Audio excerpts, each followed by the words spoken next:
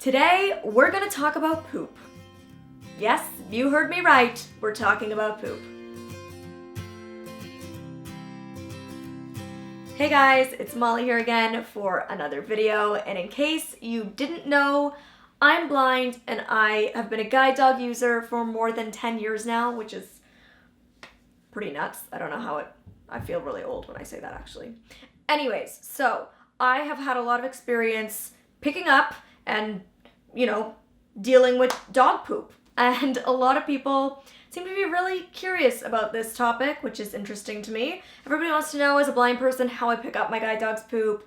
And ever since I posted a video last week, I think it was, I don't know when it was actually, maybe it wasn't, but I posted a video called Bringing a Big Guide Dog on an Airplane, which I will link below, along with my Everything Blind and Doggy Vloggy playlist. So you can just binge watch all of that and do a whole lot of learning. But ever since I posted that video, everybody wanted to know about my dog and how he goes to the bathroom when we travel. So if you, again, don't know, I travel a lot as part of my job as a motivational speaker and YouTuber. I end up flying here, there, and everywhere.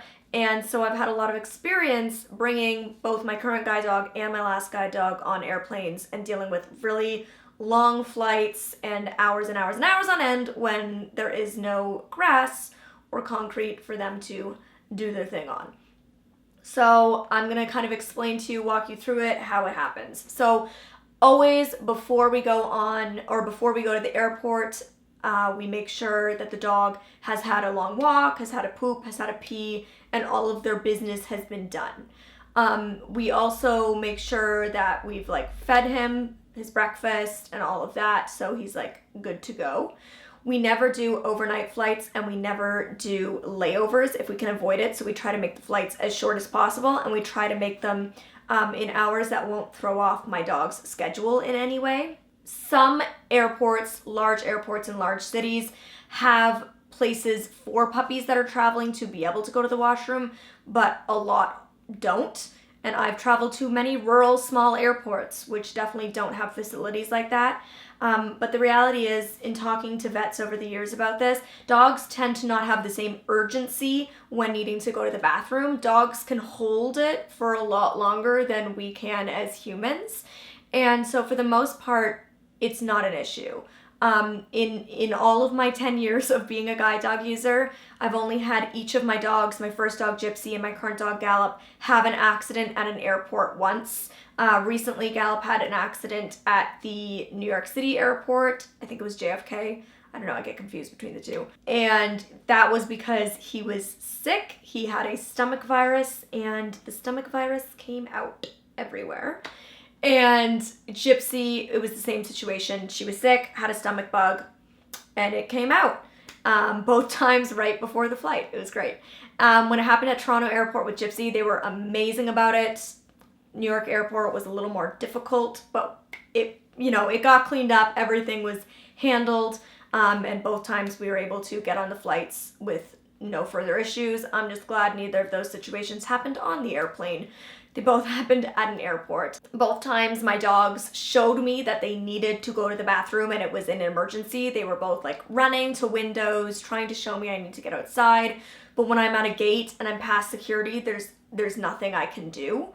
There was no way for me to get them outside, and both times I, contacted people who worked at the airport, and they were like, there's nothing you can do. In Toronto with Gypsy, they were like, just let her go. It's a dog. It's happened before. Kids have vomited. Kids have had accidents. It's fine. Things happen. And they were super good about it. So that's really lucky. But the reality is, for the most part, unless airports have a puppy relieving area, my dogs just hold it. And we do everything we can to make sure that they don't have to go to the bathroom. We make sure that they've gone to the bathroom immediately before, and we make sure they go to the bathroom after. My guide dog Gallop will hold his duty for 24 hours when we get to new places, because he just doesn't like to go in new environments. And so he holds it until he has to go. And that means he has held it for up to 24 hours, and we will get him out as much as we can to try to make sure he's going, and he won't. And so that just right there shows me that dogs do not have the urgency we have, because if he needed to go, we give him so many opportunities, he would go. And he doesn't. So they just don't have that same need that we do unless they are sick And like I said, I've dealt with that situation before. I also dealt with Gypsy throwing up at an airport once. But as the guys at the airport said who helped me deal with it, kids do the same thing. So they're used to it and it's not a huge deal, and they're very helpful and nice about it. So that's kind of how I manage it when flying. I don't do layovers. I don't do overnight flights. I get them out right before and right after.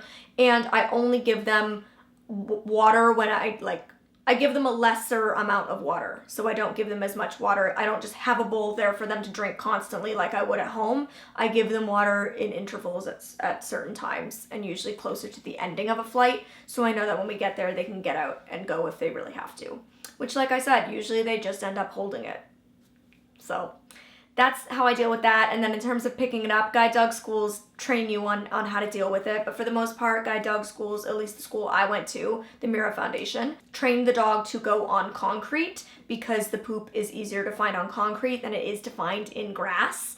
And then on top of that, they train the dogs to typically hover over where they've gone to the washroom. And then what you do is you put the bag on your hand, you touch your dog's back. And if it's not trained to hover, then you just touch it while it's still going. And you put your hand over top of the dog's back with the bag on, and you essentially like feel down to the ground. So right off the end of the dog and to the floor where the poop generally would be. And if that doesn't work, if your dog has moved, you still know the general area that your dog was standing because you're holding the leash and you're right there when it's going. And so at that point, you feel around for the heat. I know that sounds disgusting and awful. I don't know why I'm even talking about this because it was just so highly requested. I guess that's why, and I just like to educate you guys.